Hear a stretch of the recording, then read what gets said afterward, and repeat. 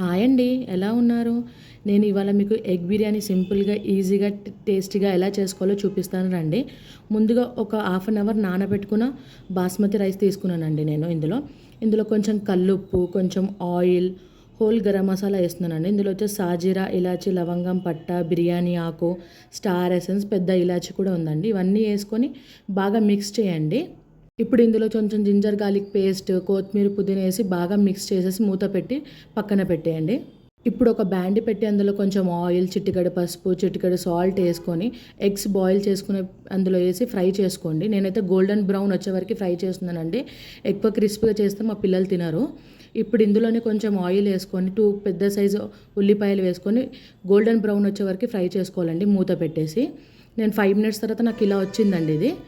ఇందులో నుంచి నేను కొన్ని ఫ్రైడ్ ఆనియన్స్ తీసేసి టమాటా ప్యూరీ, కొంచెం పెరుగు యాడ్ చేసి, పచ్చిమిర్చి యాడ్ చేసి మిక్స్ చేస్తున్నానండి.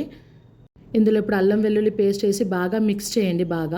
ఒక టీ స్పూన్ సాల్ట్, పసుపు, కారం, ధనియాల పొడి, గరం మసాలా, కొత్తిమీర, పుదీనా అన్నీ వేసి బాగా మిక్స్ చేయండి.